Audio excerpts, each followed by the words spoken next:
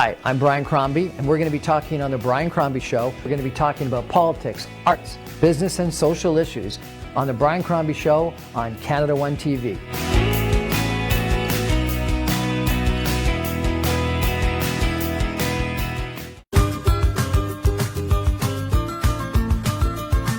Welcome back to The Brian Crombie Show on Canada One TV. I invited Tracy Zimmerman here today because she's told me before her story, and it's a compelling and interesting story. But more importantly than her story is what she's learned from it. And I think even more importantly than that is what she can teach all of us in regards to resilience and strength and getting through the challenging times. And so Tracy, what was your teenage life like? Tell us a little bit about that if you could. Yeah, so I'll try to get through this as quickly as I can so I don't run out of time. But so in grade 9, I was in basic level programming. I had a big sister through Big Sister, Little Sisters. I met with her weekly. She told me about college and student loans, and I didn't realize there were options. I saw her family unit, and that was when I realized that there was a life that was different from mine.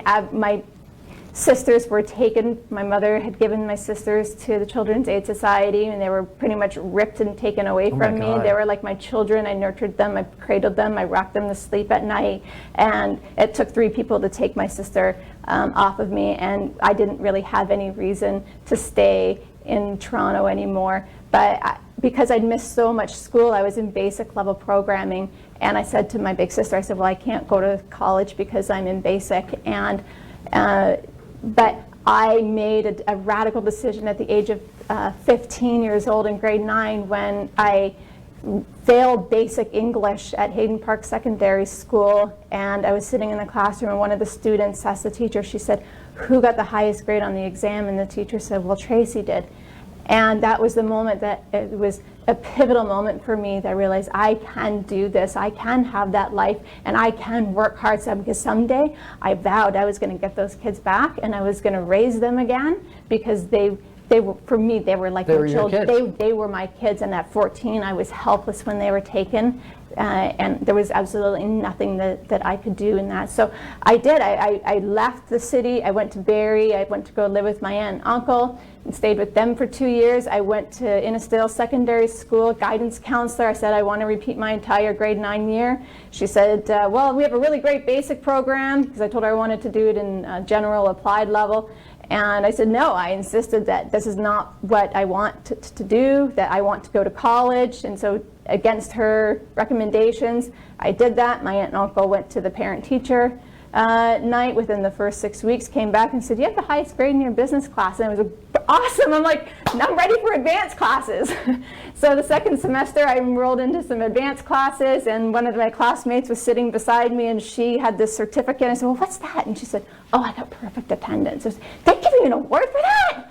So then that was my next goal, was I'm going to go from missing 76 days of school and being truant last year to going from being in basic to advanced to perfect attendance. And I worked so hard that year. I had a mindset that this is what I was going to achieve, because I wanted to prove to myself that I could do it, and I did.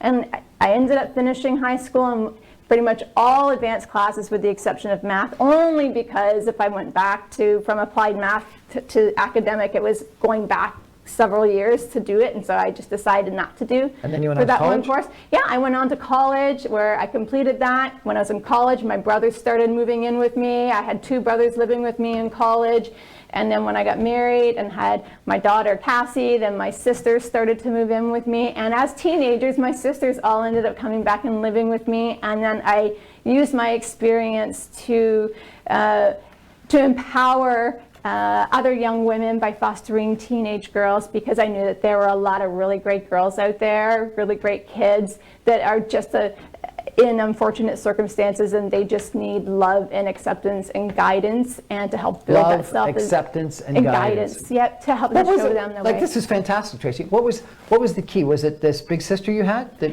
showed you a different way? You know what? She was really inspirational for me, and she's still my really great friend today. I was a bridesmaid in her wedding. She was a maid of honor in my wedding, and I really only knew her I met her at 14, and I left the city at 15, and it's really remarkable that we managed to stay as close as we did, that she was a university student, and I just saw so much in her life that was an inspiration for me and what I wanted to have in my life someday. And So, but only a year. So what is it? It's the mentor or the what she says or the example she provided? What was it? I went there every week, and she made me a grilled cheese and sandwich and gave me a glass of milk, and we played Crazy Eights. And How much older? So I was 14, she was 24, so she's a decade. 10 So years. she's 10 years older than me. Yeah, so she was still really young and cool. Where'd she live? And nice. Scarborough. So I used to get on the subway and go out to Scarborough, which would take a couple hours, and then she would drive me home. She used to pick me up, but she was too afraid of the kids because they started in the neighborhood. They were throwing things at her and calling her names one time. So she said, I'm not doing that again, so I don't want to get out of my car, but I'll drive you home, but you make your You way also here. ended up doing a bunch of counseling of people that had alcoholism or drug problems or something like that. Yeah, so I did. I spent some time working with impaired drivers, and that was really where I learned a lot too about mindset and having control over your automatic thoughts. And because I taught cognitive behavioral therapy, so I taught people how to really, not what to think, but how to think. Because how we think is actually very critical to overcoming challenges in our lives. There's always going to be good and bad things that are going to happen in our lives, and for some people it's going to hold them back, and for other people it will propel them forward. It's really about your mindset and how you interpret a situation, and then there's an emotion that's attached to how you interpret that, and then there's an action that occurs based on the emotion. And that's cognitive behavior therapy. Yeah. So it's changing the essentially, way you it's think really about just sort of things. changing that mindset. How'd you learn that? It was just something you decided to study? I think it was something that I had been practicing for a very long time, and I just didn't really know what it was called until I actually started teaching it. Your t-shirt says Dream Plan Do. Dream, plan, do. What's the message? The message is to be a dreamer, to follow your passions in your life, and to plan, to think, visualize what it is that you want with intensity and certainty and passion, and then be a doer. Be a doer and act that out and live. So we have lots of families in poverty, and we've got lots of social service people that come up with all their great solutions for what we should do for them. If you were in charge of some program for people in poverty, what would you recommend? What would we do? Well, so my mother, I'll just kind of go back to when I worked on the treatment team. I really loved the model of the assertive community treatment team, and their mandate was bipolar and schizophrenia. And when I worked there, I really learned a lot about, I had those years where I was angry with my mother. And then I really started to understand mental illness and that it is non-discriminating and not to judge, first of all, because if we have a mother who's been in a car accident or she has cancer and she can't look after her children, there's automatic sympathy in that situation. But mental illness is not any different, having schizophrenia or bipolar, than it is having cancer. In the same way, it's non-discriminating and nobody is immune. It can happen to anyone. But I really loved the model that the ACT team, and that this is a message that I really want to get out to our viewers. Sorry, the ACT team stands for? Assertive Community Treatment. Assertive Community Treatment. And so it's a community treatment program through regional mental health care, but it's all across the province. And their model is, their mandate is schizophrenia, bipolar patients, and they support them in the community so they can live independently. They support them with medications, they support them with things like doing laundry, getting them to doctor's appointments, and they really fill those gaps for them that they can't do independently on their own. And I would love to see a model similar to that when it comes to children in care and Children's Aid Society, because that model is very archaic. Because you can have a family, like in my situation as a kid, I didn't know any different. But when you take a child from a family, you're actually causing more harm and trauma, because we have to remember is that might not be your ideal situation, but that's all they know. Right. and there's trauma and separation. But if you can meet their needs by having a team come in, providing there's no physical abuse, if it's neglect, then yes, right, support with the groceries and making sure that there's food in there, support by getting the kids out. But I really think in those cases where the children have to be removed from the home, we have to remember that the parents that are in this situation, and probably 99% of the time, suffer from some form of a mental illness, whether it is anxiety, depression, PTSD, schizophrenia, bipolar, substance abuse disorder, which is in the Diagnostical Statistical Manual of Mental Disorders as a mental illness. That covers pretty much almost most families that are in the that are in poverty, yeah, but also, well, I wouldn't say poverty, because there's those people that are also working really hard and they're just in low skilled jobs that it's very difficult to make ends meet. But those that are in the where children are in the child protection system, there is a mental health component. Now with my mother, when she approached me about 10 years ago saying that she was about to face eviction, I used the skills that I learned working on the ACT team to change her life dramatically. And I wish somebody had done this for us, and if they had done this for us when we were children, maybe we would have had a different outcome. But I went to the Justice of the Peace and I said, she's a danger to herself. I had her placed on a Form 1, which brought her in for a psych evaluation. And at that point, then I conferred with the psychiatrist that I used to work with. He was really helpful and helped me through that process to declare her financially incapable, treatment incapable. I became her substitute decision maker, and I moved her into my home.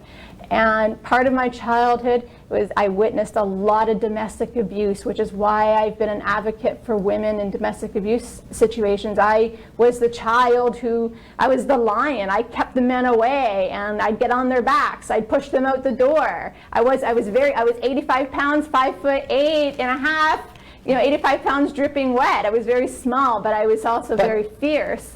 Tracy, you are an inspiration. And Dream, Plan, Do.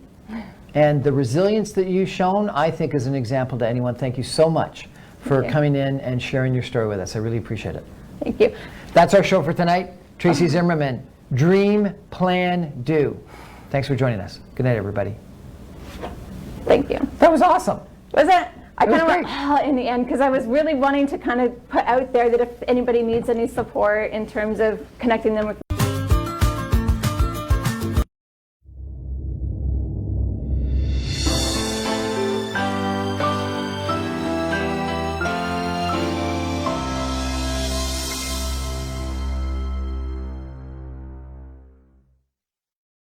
Hi, I'm Brian Crombie, and we're going to be talking on The Brian Crombie Show. We're going to be talking about politics, arts, business, and social issues on The Brian Crombie Show on Canada One TV.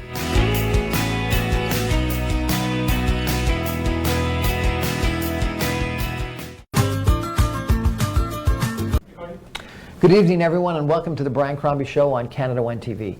You know, a lot of us have gone through some challenges in life, and some of us get through them and overcome them and become better people.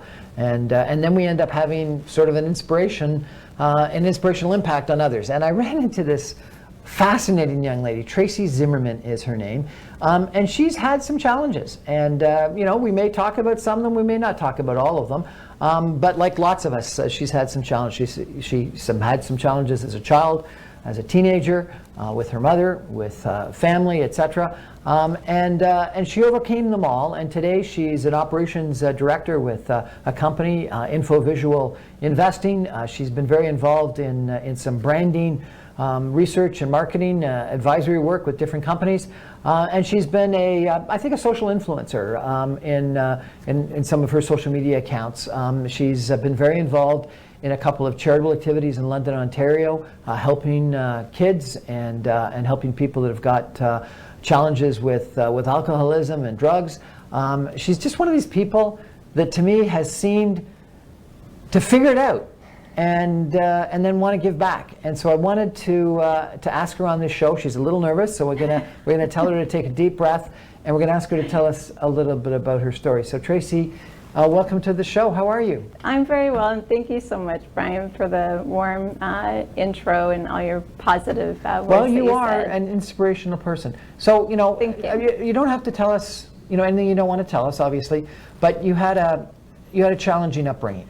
Tell us a little bit about it, if you could. I did, and I don't feel sorry for myself at all, and it's a story that there is a lot of color there, and there's a lot of experience. There's so much that I learned that I'm happy to share. I've always wanted to share it. Someday it will probably be a book.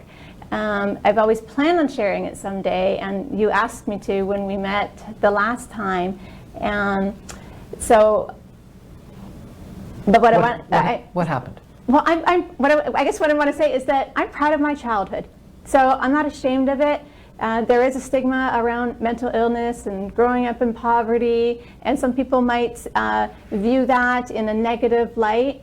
But when you grow up and you don't have the same advantages as other people, and you survive those obstacles in life, you get hit with a challenge, you persevere, you get through it, you learn something every time. You get hit with another one, and you do again. And then when you grow up and you have your big girl job and things start to fall apart and you get into crisis mode, you have this resiliency that you cannot teach to a person. Where did the resiliency come from? That came from being a child who had to take care of myself, who had to take care of my siblings, who had to take care of my mother, and really had to learn to survive. So we're in Toronto, Regent Park, Toronto. If Torontonians are watching this, the Regent Park today is not the Regent Park that it used to be. So Regent Park was known as the slums of Toronto. Yep. There's a very, very large area of Toronto that didn't have any through traffic. So there were Parliament, to give you an example, Parliament Street, Gerrard, Dundas, River. This whole entire block had no through traffic. And although this park-like setting was designed to be just that, a nice park-like setting, what it did was it created a recipe for crime. And because there was no traffic to go through, and the lights, when it became dark, a lot happened. There was a lot of crime. So it was a very unsafe neighborhood. So you grew up in an apartment there? I did. So we were in a 6-story apartment, ground floor. It was a very dangerous neighborhood. I witnessed a lot.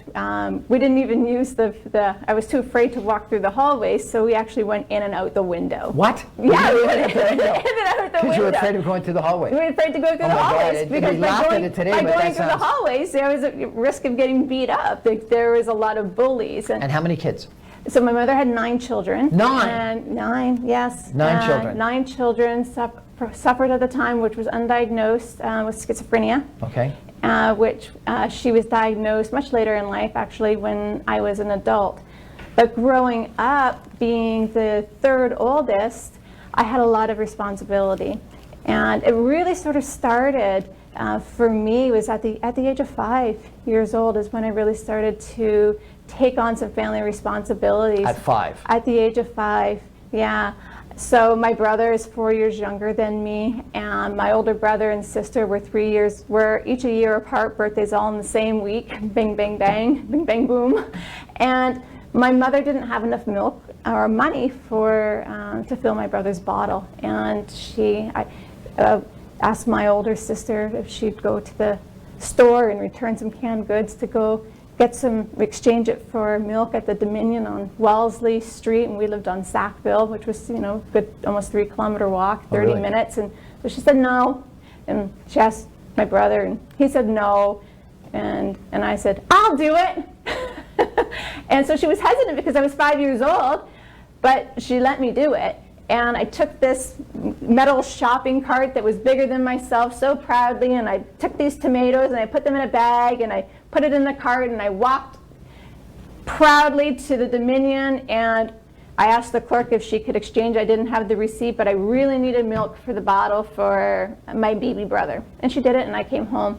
And when I walked through that front door, my mother embraced me, she praised me, she hugged me, and it was, you're the hero, you saved the day. And that dopamine rush that I got when that happened, and just, that was really a pinnacle moment in my life, having so many siblings, that I realized if I want my mom's love and attention, Take care of everybody. take care of everybody. And that was the day that it started for me. And you know, if you have got, I have a background in addictions and mental health, and dopamine is that neurotransmitter that is released, that our bodies release. That's our pleasure neurotransmitter. So you know, it's responsible for gambling addiction, alcohol, and other you know, unhealthy habits. But that was the response, that pleasure, that great feeling that it gave me when I accomplished that. And so then I became my mother's helper, and then I was always there to help her and to lend a hand. And then there came a point when my older brother and sister left. My mother had an undiagnosed mental illness, so that did present some challenges in and around some, I would say, some emotional abuse as children that my older brother and sister could no longer tolerate any longer. She was very attached to her babies, but as her children became, with the older children, you didn't get that same love and attention any longer. Right. And they were the oldest, but what happened was when they left, that left me. And there were no fathers around? No fathers, no. My father left when I was 6 months old. How did she make ends meet? She was on social services. She lived in affordable housing, so Regent Park was an affordable housing project. We lived in extreme poverty. But this is where I had to step in. So, you know, as I mentioned, it started at the age of 5. But by the time I was 9 years old, I became quite the little salesperson and hustler. And, you know, I was always the kid. My mother would say to me, she'd say, "Oh, you never take no for an answer." Because I learned as a child, and children are the best salespeople, right? But children, they lose that skill as they get older because we're taught to respect to respect authority, not to challenge. What an incredible that authority, right? childhood that you've gone through. Unbelievable. Thank you. We're going to take a break, Okay. come back more, and hear a little bit about her, Tracy's adulthood as well, and her own experiences, and what her lessons learned are from this experience. Stay with us.